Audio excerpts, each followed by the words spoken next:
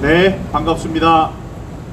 네, 오늘도 이 토요일입니다. 얼마나 이제 좋은 날입니까? 그런데 이 좋은 날, 예, 빨간 깃발 드신 어르신 감사합니다. 예, 예, 오늘도 잊지 않고 우리 4.15 부정선거의 진상을 밝히자는 이 일에 힘을 모아주시기 위해서 나와주신 여러분 감사합니다.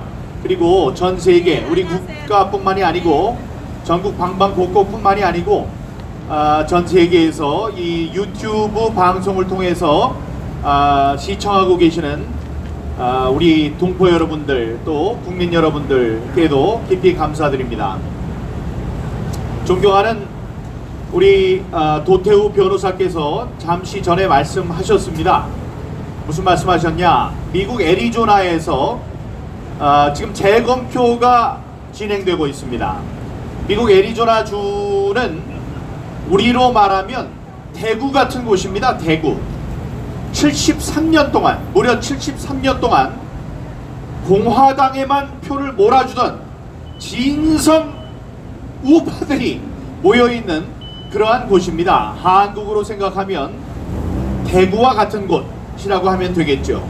우리 인천으로 보면 인천 연수구을 같은 지역이었습니다.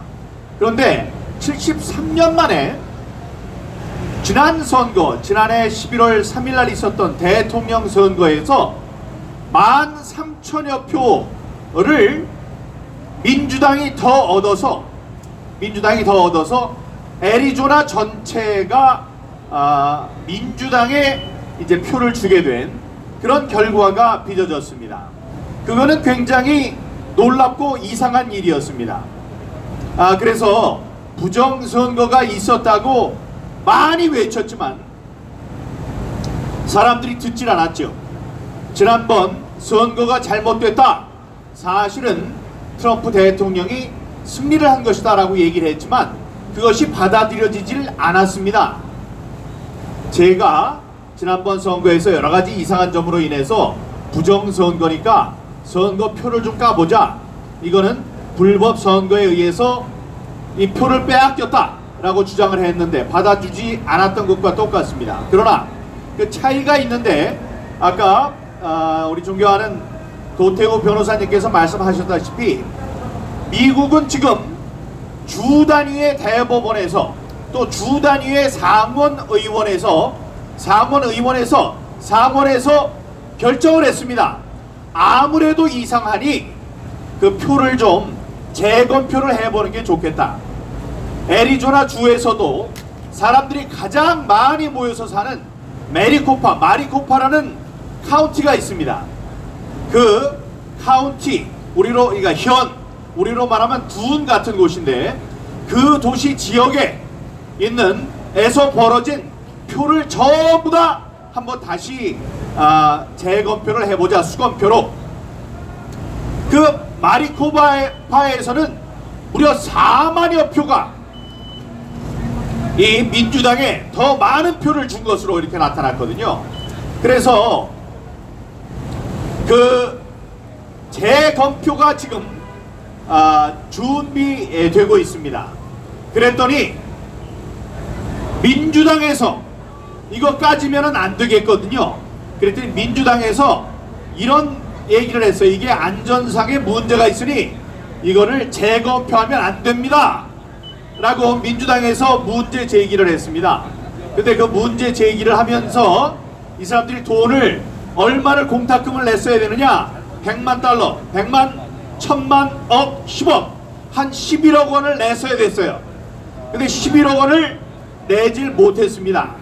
그래서 한국 시간으로 주말, 그러니까 내일, 예, 그러니까 우리 시간으로는 오늘, 그러니까 뭐 주말이지만 미국 시간으로는 내일부터 이 재검표가 시작됩니다. 정말로 마리코파에서 4만 표 이상을 민주당에게 더 주었는지를 알게 하기 위해서 재검표가 실시됩니다. 여러분들 외신을 보면 표 말고 이 전자 개표기도 그리로 가는 것을 볼 수 있었을 겁니다. 아니 수검표를 하는데 왜 갑자기 전자 개표기도 같이 가져가느냐? 전자개표기가 틀렸다고 하면서 뭐 65%의 이 오차율이 있다. 0.65가 아닙니다. 65%가 틀렸다. 이런 결과가 나왔다면서 왜 그걸 가져가느냐?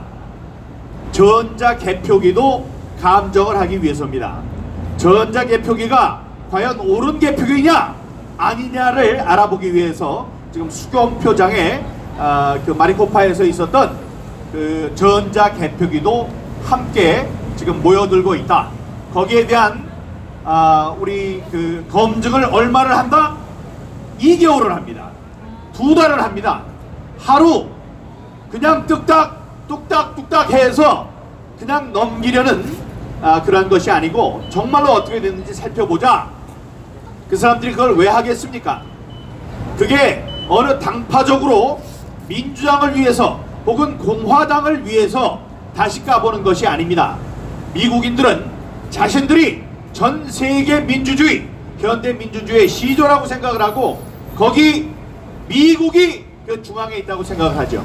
그런데 이번에 선거 기간에 미국의 민주주의가 불법 선거로 인해서 위기에 처해 있다라는 위기의식을 갖고 있기 때문에 이번에 다시 재검증을 한다 이런 말씀 드립니다.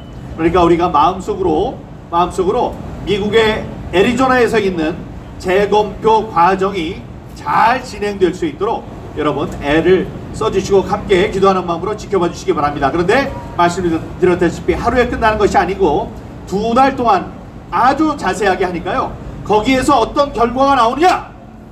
그 마리코파에서 4만 표를 이긴 걸로 되어 있으니까 만약에 거기에서 뭐 2만 표는 잘못된 것이다 이렇게 되더라도 아리조나 전체의 결과를 뒤집을 수 있는 겁니다.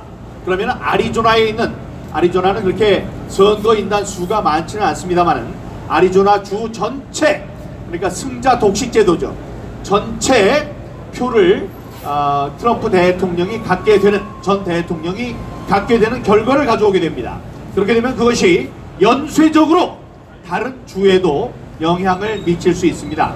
다른 주뿐만이 아니고 바로 우리 한국 대법원에도 영향을 미치게 된다. 예, 그렇게 아시면 되겠습니다. 그러면 저기 4.15 불법선거 피켓을 들고 계시는 우리 유승수 변호사님, 여기 또 파란 수정빛 옷으로 갈아입고 오신 우리 문수정 변호사님, 또 아까 가셨던 도태호 변호사님들의 어깨가 가벼워질 겁니다.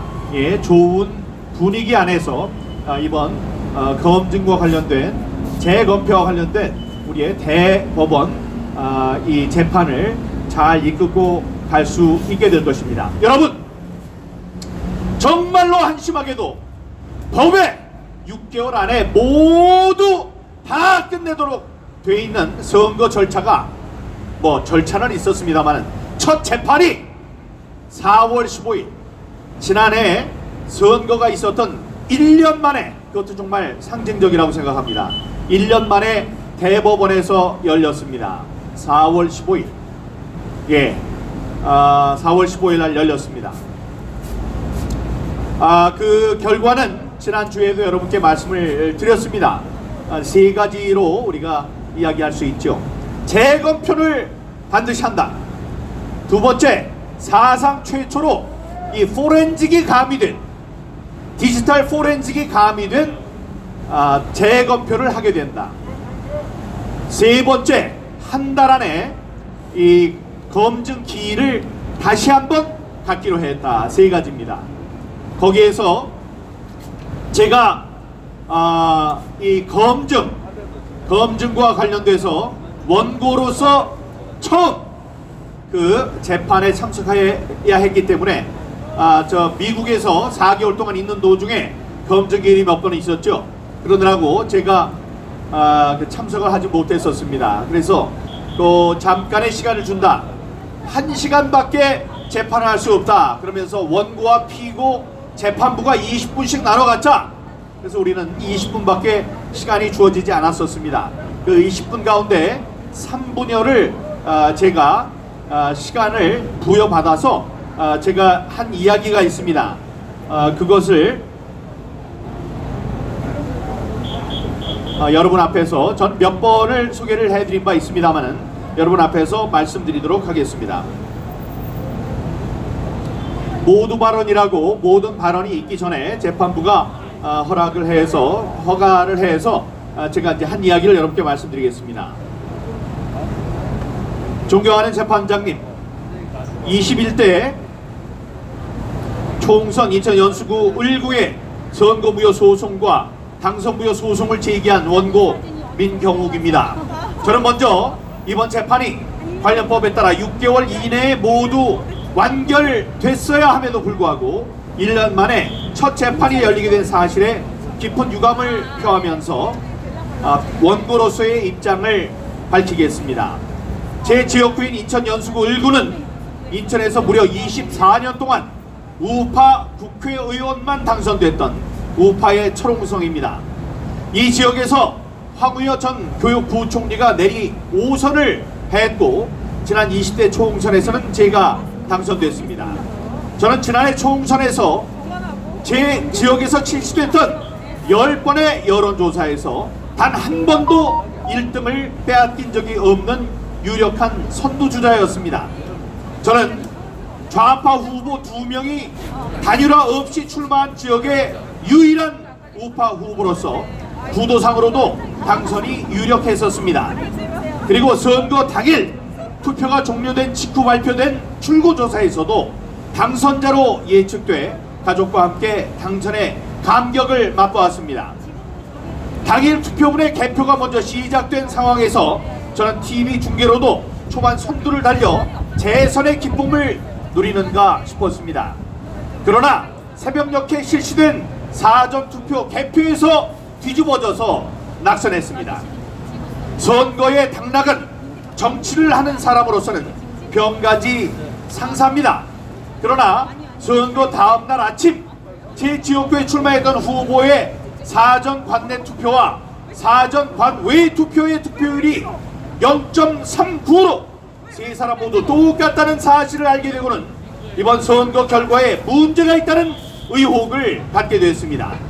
저는 통계학자들이 이 결과를 두고 하나님이 손대지 않으셨다면 분명한 조작이라고 한 말을 믿습니다.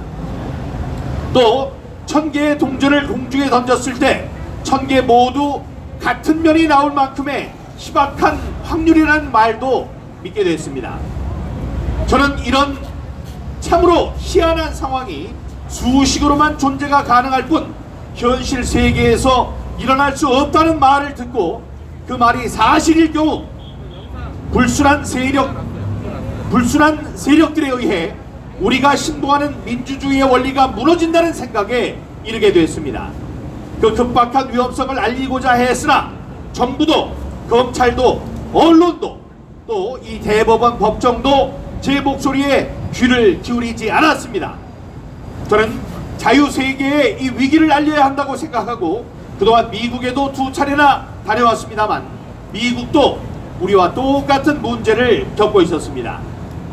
재판장님, 미국에서는 최고의 존경을 받아 마땅한 대법관을 단지 정의를 뜻하는 저스티스라고 부르고 있습니다. 저는 그것이 최고의 찬사라고 생각합니다. 정의가 무엇인지 판단이 필요할 때 우리는 법관들을 찾습니다. 여러분은 우리 사회의 가장 근본적인 바탕을 굳건하게 지켜주는 최후의 파수꾼입니다.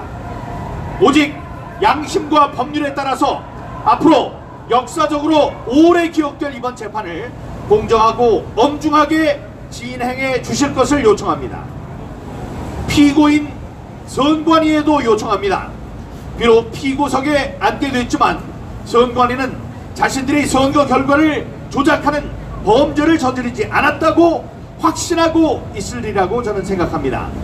그렇다면 선거 제도를 수호하는 입장에서라도 모든 증거를 명명백백하게 국민 앞에 선제적으로 제시함으로써 민주주의를 떠받치는 선거 제도에는 아무런 문제가 없다는 사실을 증명해야 합니다. 그것이 지난 1960년 3.15 부정선거 이후 60년 만에 찾아온 민주주의의 중대한 위기 앞에서 선관위가 응당해야 할 일입니다. 역사의 법정에서 뭔가를 숨기려는 자가 범인일 뿐입니다. 감사합니다 라는 이야기를 제가 법관들 앞에서 했습니다. 이 이야기를 했더니 피고인석에 앉아있던 별로 성의 있어 보이지 않는 그 변호인이 우리가 디지털 포렌직에 대해서 합의를 해야 하는 것이 아니냐라고 얘기를 했을 때 고개를 끄덕거리면서 거기에 우리도 그렇게 생각한다, 우리도 거기에 반대하지 않는다는 이야기를 했습니다. 여러분이 애를 써주시고 걱정을 해주시는 바람에 그 덕분에 우리들의 재검표를 위한 우리 재판은 잘 진행되고 있고 앞으로도 잘 진행될 것으로 믿습니다. 앞으로 한 달 안이라고 했으니까 4월 15일 그러니까 5월 15일 안에 준비 기일이 한 번 더 개최된다는 말씀을 드리겠습니다. 그 안에 원고와 피고 사이에 검증 방법을 두고 의견 개진을 하라 해서 이게 이제 문수영 변호사님, 석동현 변호사님 저 이렇게 있을 때 전화도 같이 했습니다. 전화도 해서 또 다른 서면을 통해서 대법원에 확인을 한 다음에 원고와 피고가 함께 이제 논의를 하는 시간이 있을 것이다. 그렇게 대법원의 재판이 진행될 것이라는 안내 말씀을 여러분께 드렸습니다. 여러분들이 기다리시는 한글판 보고서가 5월 초에 출판됩니다. 영어로 된 보고서 다 나와 있는 것 여기 옥 대표님도 받으셨을 것이고, 예, 여기 계시는 분들 받으셨을 것입니다. 아주 그 제한된 분량만 나와 있었는데 이제 한글판이 번역이 돼서 이제 인쇄가 됩니다. 그것이 5월 초에 나오기로 철석같이 저랑 약속을 했으니까 그런데 그것을 여러분이 어떻게 받아볼 수 있느냐 이런 이야기를 하시는 분들이 많아요. 근데 그걸 미룰 수가 없기 때문에 저의 아이디어를 말씀드린다면 지금 우리 국투본에 회비를 보내주고 계시는 회원분들이 계십니다.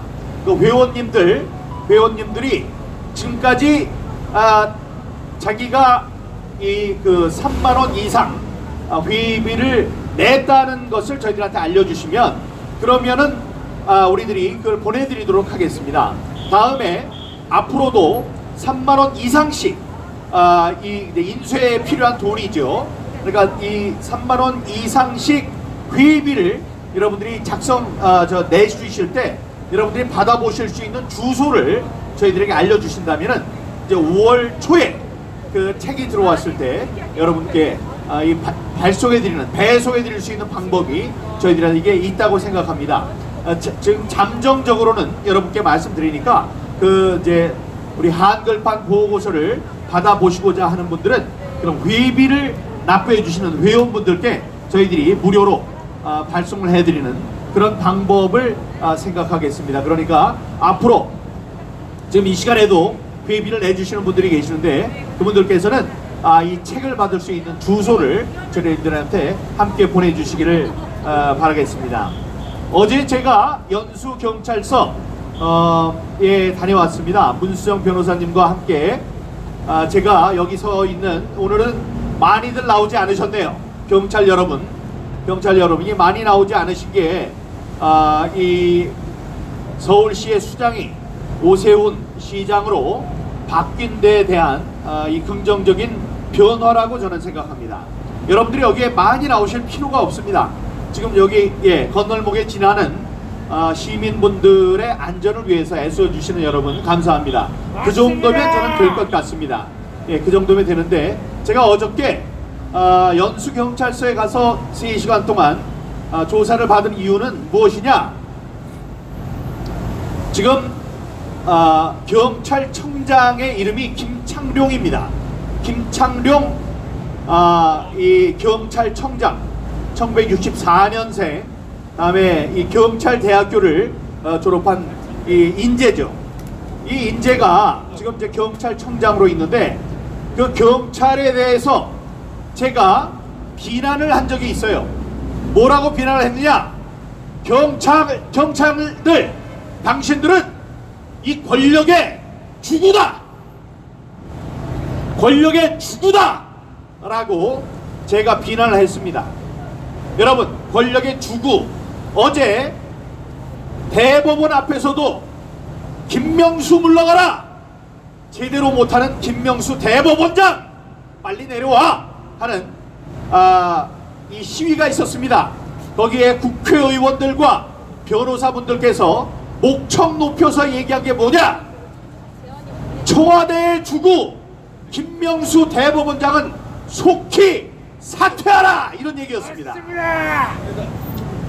자, 여러분, 그런데 거기서 얘기하는 주구가 한자로 어떻게 되는지 아세요? 주, 달릴 주자.